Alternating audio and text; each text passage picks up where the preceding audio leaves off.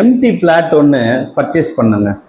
இந்த empty plot இப்போதைக்கு நான் பர்ச்சேஸ் பண்ணிக்கிறேன், பின்னாடி இதோட ரேட்டு ஏறிச்சுனாங்க ஒரு 6 மாதம் கழிச்சோ இல்லை ஒரு வருஷம் கழிச்சோ நான் விற்றுக்கலான்ட்டு இருக்கேன். ஸோ அதுக்கு மட்டும் நான் வாங்கணும், அதுக்கு எனக்கு லோன் கிடைக்குமா அப்படின்னு நிறைய பேர் கேட்குறாங்க. ஸோ அவங்களுக்கான வீடியோ தாங்க இது. ஸோ வீடியோவை மறக்காமல் ஸ்கிப் பண்ணாமல் ஃபுல்லாக பாருங்கள். ஃபர்ஸ்ட் டைம் இந்த வீடியோவை பார்க்குறீங்கன்னா சப்ஸ்கிரைப் பண்ணுங்கள். கேட்டதை கொடுக்குமாம் அற்புத விளக்கு வண்டர்லேம்ப் நேயர்களுக்கு வணக்கம். நிறைய பேருங்க இப்போதைக்கு நான் பிளாட்டை மட்டும் வாங்கிக்கிறேன், வீடு கட்டுறது நாங்கள் டைம் இருக்கும்போது கட்டிக்கிறோம், இல்லை நான் ஒரு பிளாட்டாகவே வாங்கி நான் வச்சுக்கிறேன், அப்பப்போ பிளாட் எங்கெங்கெல்லாம் வருதோ அதெல்லாம் நான் வாங்கி வச்சுக்கிறேன், பிற்காலத்தில் ரேட் ஏறினதுக்கப்புறம் நான் சேல் பண்ணிக்கிறேன். ஸோ இந்த மாதிரி போகும்போது எம்டி பிளாட்டுக்கு லோன் கிடைக்குமா அப்படின்னு நிறைய பேர் கேட்டாங்க. இன்னைக்கு பார்த்தீங்கன்னா இதோட ப்ராசஸை பற்றி தாங்க நம்ம சொல்கிறோம். இந்த எம்டி பிளாட்டு அப்படின்னு சொல்லிட்டாலே நார்மலாக பார்த்தீங்கன்னா பேங்கிங் செக்டாரில் எம்டி பிளாட்டுக்கு லோன் பண்ணுறதுனா கஷ்டம் அப்படின்ற மாதிரி ஒரு சினாரியோ சொல்லிட்டு இருக்காங்க. ஆனால் அதோட உண்மை என்னன்னு பார்த்தீங்கன்னா, இந்த கவர்மெண்ட் பேங்க்ஸ்லையும் இந்த பிளாட் பர்ச்சேஸ் லோன் பண்ணுறாங்க, பிரைவேட் பேங்க்ஸ்லையும் பார்த்தீங்கன்னா பிளாட் பர்ச்சேஸ் லோன் பண்ணுறாங்க. இதை தவிர நான் பேங்கிங் ஃபினான்ஸ் கம்பெனி இந்த என்பிஎஃப்சிஸ்லையும் பார்த்தீங்கன்னாலே பிளாட் பர்ச்சேஸ் லோன் பண்ணுறாங்க. ஆனால் உங்களுக்கு எந்த இதில் செட் ஆகுன்றது நீங்கள் அந்தந்த பேங்க்ல போய் விசாரிச்சா மட்டும்தான் உங்களுக்கு தெரிய வரும். இன்னொரு விஷயம் இதில் என்னன்னு பார்த்தீங்கன்னா, இப்போ நம்ம ஒரு பிளாட்டை வாங்குறோம்னு வச்சுக்கோங்க. ஸோ நம்ம ரிஜிஸ்டர் பண்ணும்போது அதுக்குன்னு சொல்லிட்டு ஒரு கைட்லைன் வேல்யூ இருக்கும். அப்போ கைட்லைன் வேல்யூல இருந்து தான் லோன் கொடுப்பாங்க இந்த பிளாட் பர்ச்சேஸ் லோனுக்கு. உதாரணத்துக்கு ஒரு 10 லட்ச ரூபாய்க்கு ஒரு பிளாட் வாங்குறீங்கன்னு வச்சுக்கோங்க. ஸோ 10 லட்ச ரூபாய்க்கு வாங்குற பிளாட்டோட ரிஜிஸ்ட்ரேஷன் காஸ்ட்னு பார்த்தீங்கன்னா ஒரு 3 லட்ச ரூபாய் எக்ஸாம்பிளுக்கு எடுத்துக்கிட்டோம் அப்படின்னா, அந்த 3 லட்ச ரூபாயில இருந்து 70% தான் பேங்கிங் செக்டார்ல லோனா கொடுப்பாங்க. எக்ஸெப்ஷன் பார்த்தீங்கன்னா எனக்கு தெரிஞ்ச வரைக்கும் ஒரு 2 or 3 பிரைவேட் பேங்க்ஸ்ல மார்க்கெட் வேல்யூக்கே கொடுத்துட்டு இருக்காங்க. அப்போ நீங்க இந்த பிளாட் பர்ச்சேஸ் லோன் பேங்க்ல வேணும்னு நினைச்சீங்கன்னா எந்த பேங்க் மார்க்கெட் வேல்யூக்கு ஃபண்ட் பண்றாங்க அப்படின்னு தெரிஞ்சுக்கிட்டு நீங்க வாங்கணும்.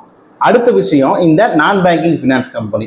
ஸோ இதுலேயும் பார்த்தீங்கன்னா நான் சொன்ன மாதிரி உங்களுக்கு மார்க்கெட் வேல்யூக்கும் பண்ணுறாங்க, கைட்லைன் வேல்யூக்கும் பண்ணுறாங்க. ஸோ உங்களுக்கு மார்க்கெட் வேல்யூக்கு பண்ணணும்னு நினச்சிங்கன்னா எந்த என்பிஎஃப்சியில் மார்க்கெட் வேல்யூக்கு பண்ணலாம் அப்படின்னு தெரிஞ்சுட்டு நீங்கள் அப்ளை பண்ணலாம்.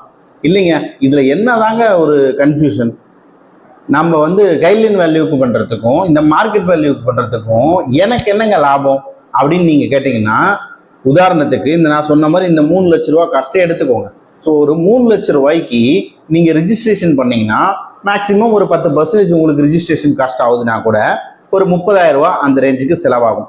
இதே மார்க்கெட் வேல்யூக்கு நீங்கள் ரிஜிஸ்டர் பண்ணணும்னு வச்சுக்கோங்க, நினச்சி பாருங்க, கிட்டத்தட்ட 10 லட்ச ரூபாய்க்கு ரிஜிஸ்டர் பண்ணீங்க அப்படின்னா இதுலேயே உங்களுக்கு 1 லட்ச ரூபாய்க்கு செலவு வரும். ஸோ இதில் உங்களுக்கு எவ்வளோ செலவு நீங்கள் சேவ் பண்ணிக்கிறீங்களோ இதுதாங்க உங்களுக்கு இதில் பெனிஃபிட். அவங்கள பொறுத்த வரைக்கும் ஏதாவது ஒரு லோன் பண்ணினா போதும், பட் நம்ம தான் எதில் சூஸ் பண்ணால் நமக்கு என்ன பெனிஃபிட் கிடைக்கும் அப்படின்றத தெரிஞ்சுட்டு நம்ம லோன் வாங்கணும். இதெல்லாம் தவிரங்க முக்கியமான ஒரு கிரிட்டீரியாவும் இருக்குது. என்னன்னு பார்த்தீங்கன்னா, இந்த டிடிசிபி அப்ரூவ்டு இருக்க பிளாட்டுக்கு மட்டும்தான் எங்கேயா இருந்தாலும் லோன் பண்ணுவாங்க. எய்தர் பேங்காக இருக்கட்டும், இல்லை என்பிஎஃப்சிஸாக இருக்கட்டும், கவர்மெண்ட் பேங்க்ஸாக இருக்கட்டும், எதுலையுமே சரிங்க. இன்னைக்கு டிடிசிபி இல்லாத ஒரு பிளாட்டுக்கு லோன் யாருமே பண்ணுறதில்ல.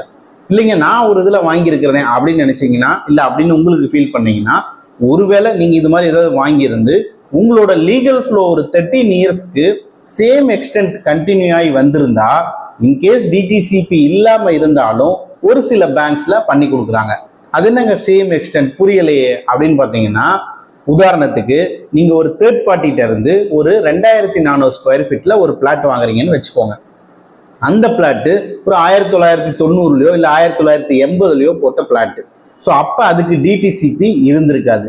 அந்த 2400 சதுரடி டைரக்டா பிரியாம அப்படியே உங்களுக்கு 2400 சதுரடி வந்ததுன்னா ஒரு சில பேங்க்ல இதை டைரக்டா பண்ணலாம்.